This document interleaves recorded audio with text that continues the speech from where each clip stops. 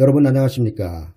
오늘 우리에게 주시는 하나님의 말씀은 누가복음 3장 7절에서 9절까지입니다.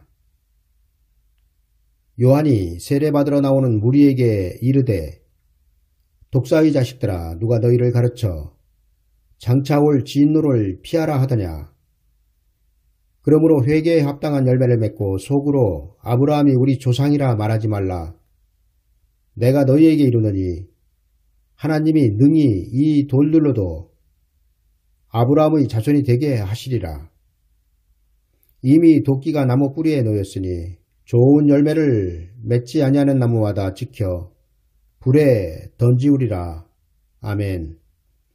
오늘 저는 위의 말씀을 본문으로 돌들로도 아브라함의 자손이 되게 하시리라는 제목으로 말씀드리겠습니다. 여러분들이 잘 아시다시피 세례 요한은 예수님보다 6개월 먼저 이 세상에 태어나 그의 길을 예비한 사람입니다. 세례 요한은 이미 하나님의 백성들이었던 아브라함의 혈통들에게 회개를 촉구하였으며 또 한편으로는 예수 그리스도께서 오셔서 그의 사역을 하실 수 있도록 길을 예비하였습니다. 그런 세례 요한의 짧은 생애를 성경은 이렇게 기록하고 있습니다. 유대왕 헤롯 때에 아비야 반열에 제사장 하나가 있으니 이름은 사가랴요, 그 아내는 아론의 자손이니 이름은 엘리사벳이라. 이 두 사람이 하나님 앞에 의인이니 주의 모든 계명과 규례대로 흠이 없이 행하더라. 엘리사벳이 수태를 못함으로 저희가 무자하고 두 사람의 나이 많더라. 마침 사가랴가 그 반열의 차례대로 제사장의 직무를 하나님 앞에 행할세 제사장의 전례를 따라 제비를 뽑아 주의 성소에 들어가 분향하고 모든 백성은 그 분향하는 시간에 밖에 서 기도하더니 주의 사자가 저에게 나타나 향단 우편에 선지라. 사가랴가 보고 놀라며 무서워하니 천사가 일러 가로되 사가랴여 무서워 말라. 너의 간구함이 들린지라. 내 아내 엘리사벳이 네게 아들을 낳아주리니 그 이름을 요한이라 하라. 너도 기뻐하고 즐거워할 것이요 많은 사람도 그의 남을 기뻐하리니 이는 저가 주 앞에 큰 자가 되며 포도주나 소주를 마시지 아니하며 모태로부터 성령의 충만함을 입어 이스라엘 자손을 주 곧 저희 하나님께로 많이 돌아오게 하겠음이니라. 저가 또 엘리야의 심령과 능력으로 주 앞에 앞서가서 아비의 마음을 자식에게 거스리는 자를 의인의 슬기에 돌아오게 하고 주를 위하여 세운 백성을 예비하리라. 아멘. 이렇게 세례 요한은 그 어머니가 잉태하기 전에 먼저 천사의 기별이 있었습니다.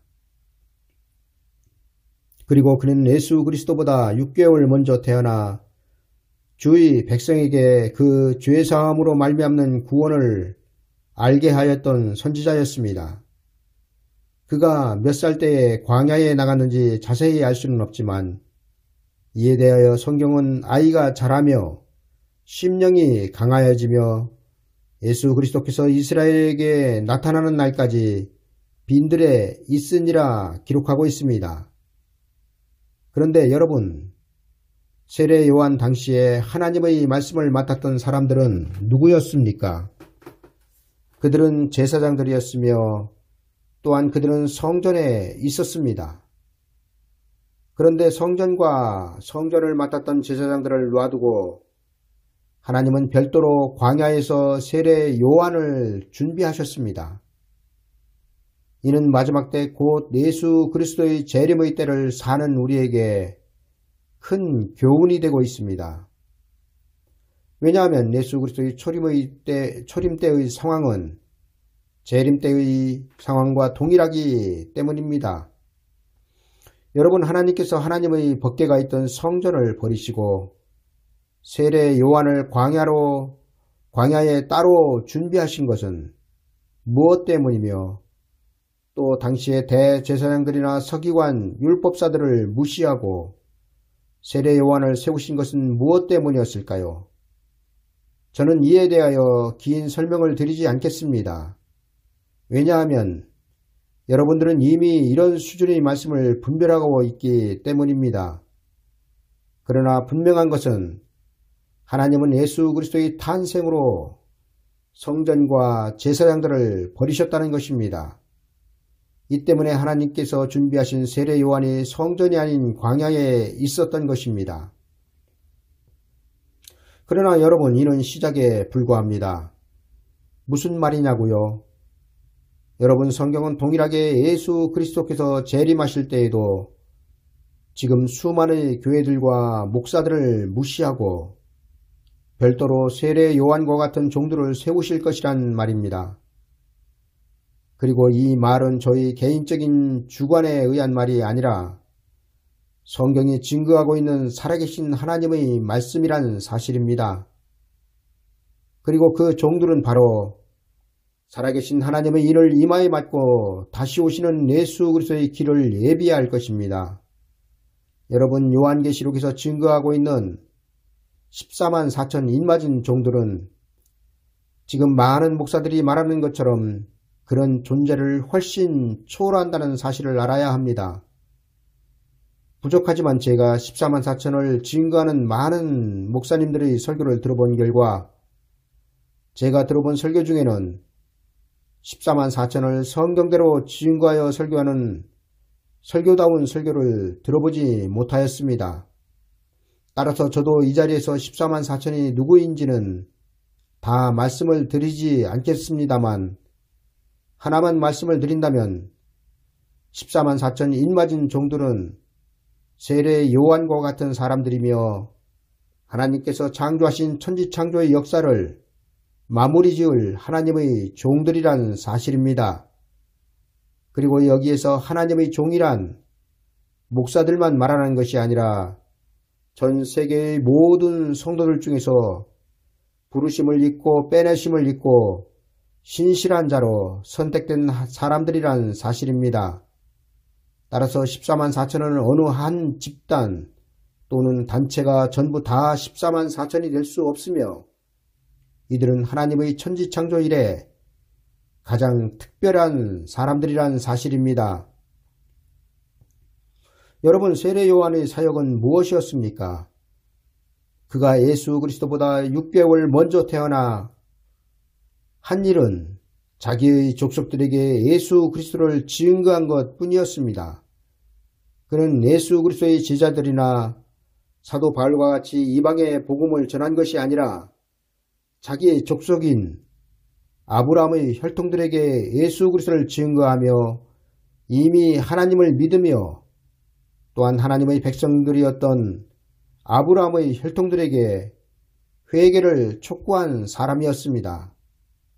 여러분들이 잘 아시다시피 세례 요한이 회개하라고 말한 그 대상은 태어나면서부터 하나님의 백성이었던 아브라함의 혈통들이었습니다.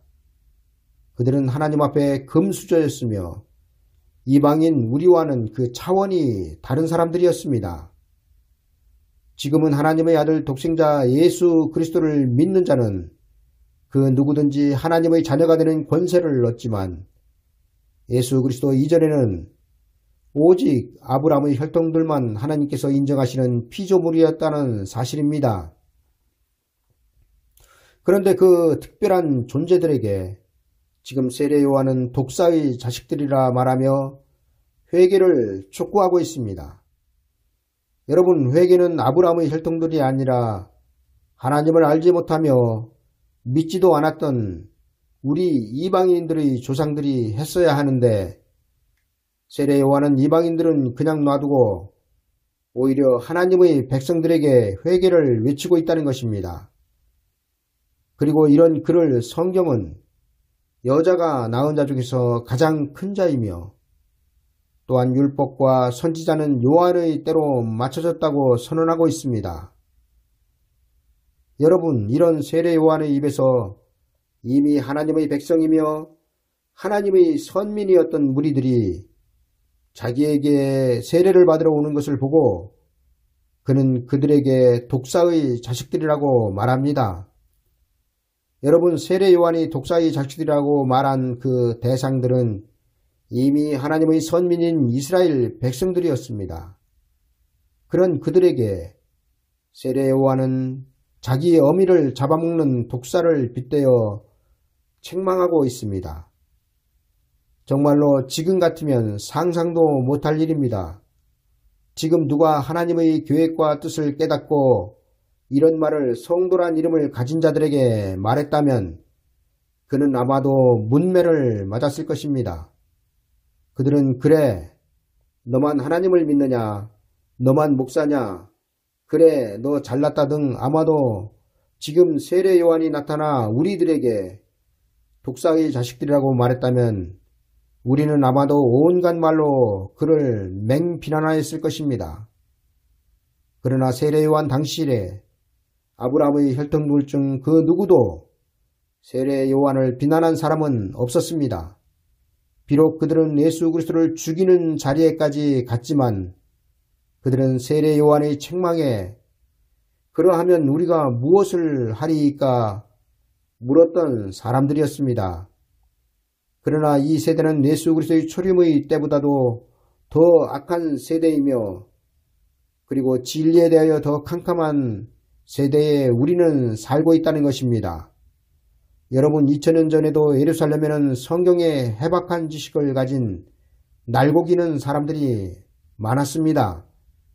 그런데 그들은 오히려 예수 그리스도께 경계의 대상으로 지목되었습니다. 지금도 교회에는 그 명성이 온 천하에 알려진 목사 위에 목사들이 있으며 수많은 교인들에게 사랑을 받으며 절대적인 지지를 받는 인기 있는 목사들이 있습니다.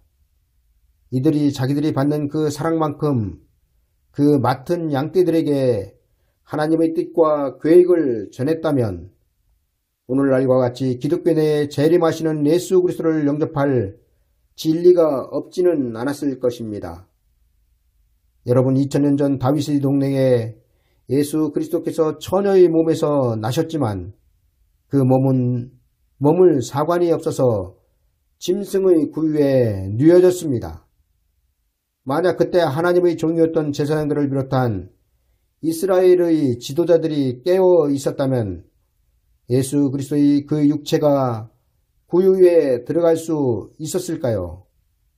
그러나 하나님의 계획은 당시에 이스라엘의 지도자들이 예수 그리스도의 탄생의 비밀을 모르는 것이었으며 예수 그리스도의 육체가 구유에 들어가는 것이 그 뜻이었다는 것입니다.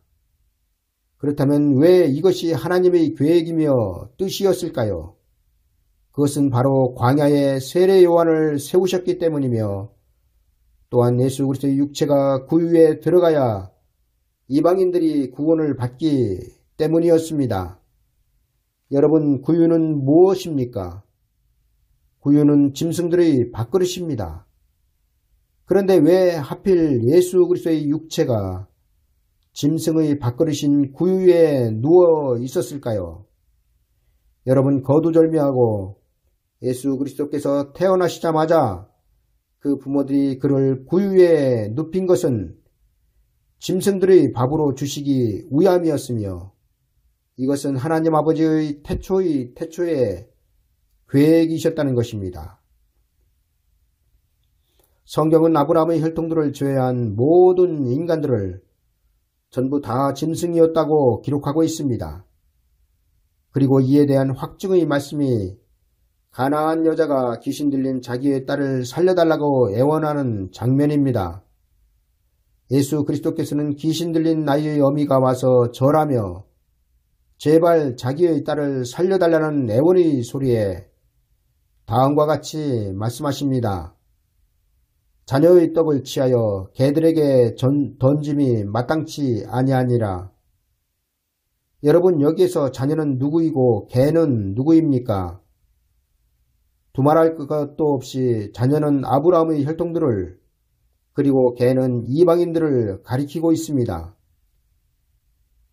여자가 가로되 주여 올소이다마는 개들도 제 주인의 상에서 떨어지는 부스러기를 먹나이다. 이는 이방인들도 하나님의 관심 밖에 있었지만 하나님의 피조물로서 하나님의 은혜로 산다는 고백이 아니었겠습니까? 이런 여자의 믿음에 예수 그리스도께서는 가라사대 인자야 내 믿음이 크도다 내 소원대로 되리라 하시니 그 시로부터 그 딸이 나으니라 응답을 받았습니다. 여러분, 예수 그리스도와 귀신 들린 자녀를 둔 가나안 여자의 대화 속에서도 나타나듯이 우리는 개와 같은 존재들이었다는 사실입니다. 그렇습니다.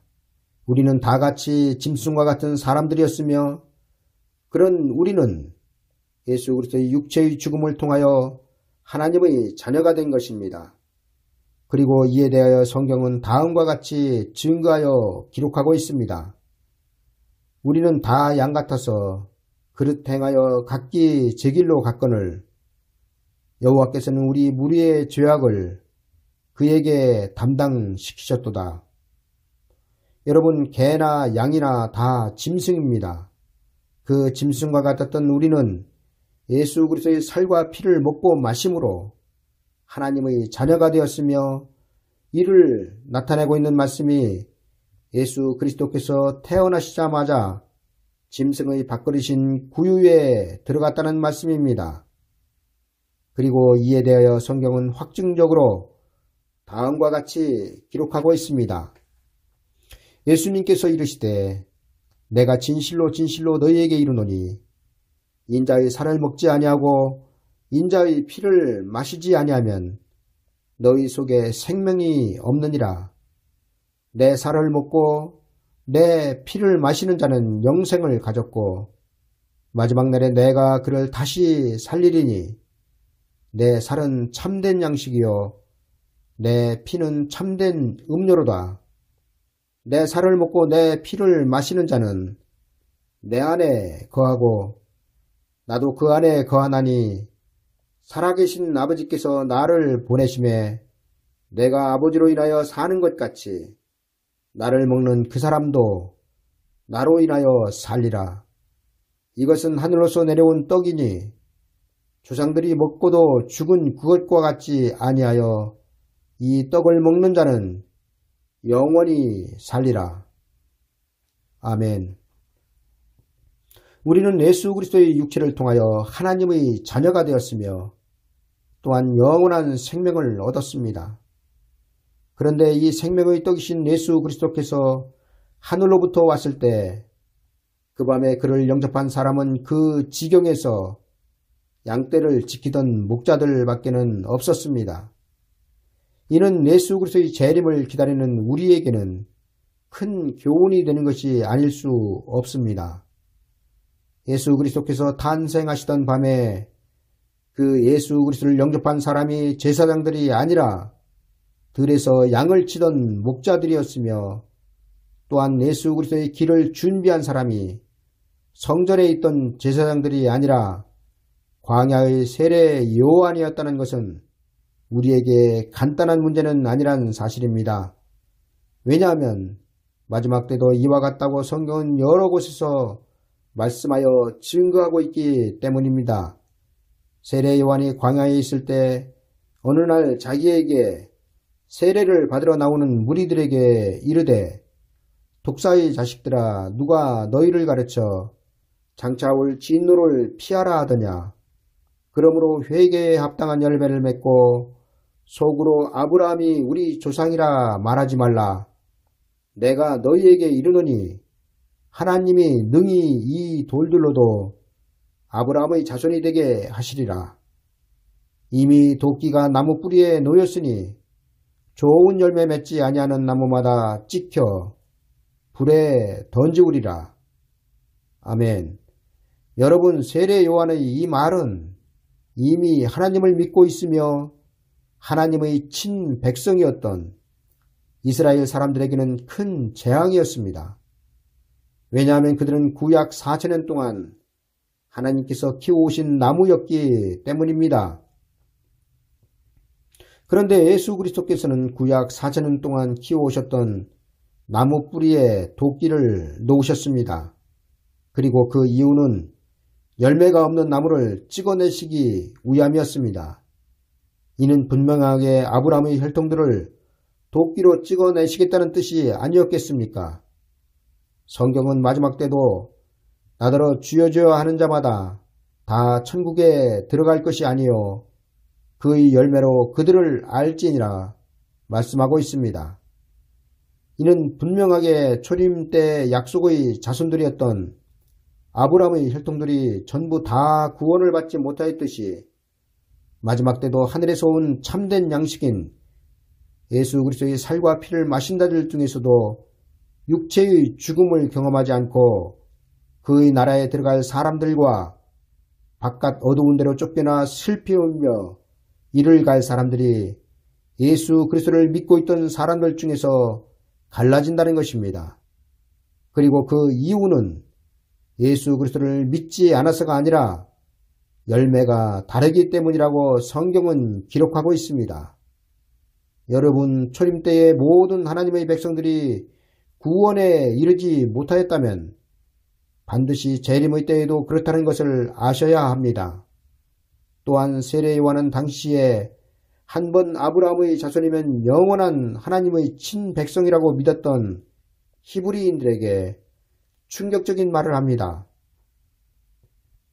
속으로 아브라함이 우리 조상이라 말하지 말라. 내가 너희에게 이르노니 하나님이 능히 이 돌들로도 아브라함의 자손이 되게 하시리라. 세례 요한의 이 말씀은 하나님의 친백성들이었던 이스라엘 사람들에게는 사망 선고와 같은 말씀이며 반대로 짐승과 같았던 이방인들에게는 새로운 희망의 소식이었습니다. 왜냐하면 세례 요한의 이 말은 아브라함의 혈통들만 하나님의 백성으로 인정하시던 하나님의 구원의 방법이 끝나고 이방인에게도 구원의 문이 열렸다는 말씀이기 때문입니다. 여러분, 우리는 하나님의 관심 밖의 사람들이었으며 이스라엘 사람들이 볼 때 짐승과 같은 사람들이었습니다.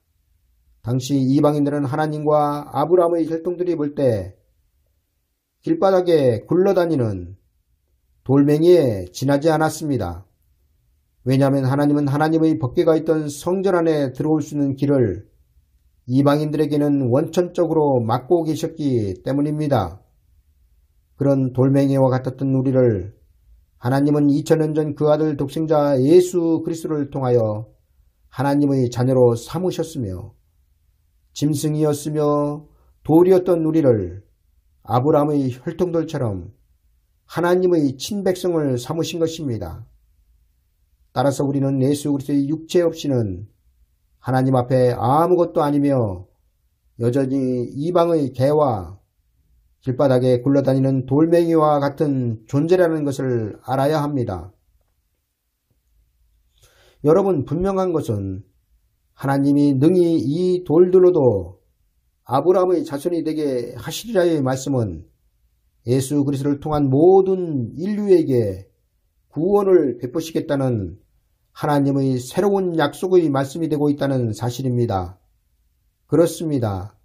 성경은 예수 그리스도를 믿는 지금의 우리를 세례 요한의 말대로 아브라함의 자손이라고 증거하고 있습니다. 이제 하나님의 관심은 아브라함의 혈통들에서 세상의 모든 사람들에게 향하고 계십니다. 그러나 이런 하나님의 관심이 이제 세상에서 거둬질 때가 가까이 오고 있다는 것입니다. 이는 마치 예수 그리스도의 초림을 맞이하는 것이 세상 사람들이었던 우리에게는 관계가 없었던 것처럼 예수 그리스도의 재림은 세상 사람들과 상관이 없으며 이미 예수 그리스도를 믿고 있는 사람들과만 관계가 있다는 것입니다. 여러분, 천국은 그 종들과 회개하려 하던 어떤 임금과 같다라고 성경은 말씀하고 있습니다. 여기에서 그 임금은 분명하게 예수 그리스도를 나타내고 있으며 그 종들은 예수 그리스도를 믿는 모든 사람들을 의미하고 있습니다. 따라서 예수 그리스도의 재림은 세상 사람들과는 상관이 없는 것이며 다만 예수 그리스도를 믿는 사람들 중에서 육체의 구원을 받느냐 아니면 육체의 구원을 받지 못하느냐인 것입니다. 여러분, 예수 그리스도께서도 시험을 받으실 때 시험하는 자 마귀의 첫 시험이 바로 네가 만일 하나님의 아들이거든 명하여 이 돌들이 떡덩이가 되게 하라였습니다. 어떤 사람들은 40일을 금식한 사람에게 치사하게 먹는 것으로 시험하였다고 말하지만 그렇게만 생각한다면 성경을 너무 근시안적으로 해석하고 있다는 것입니다.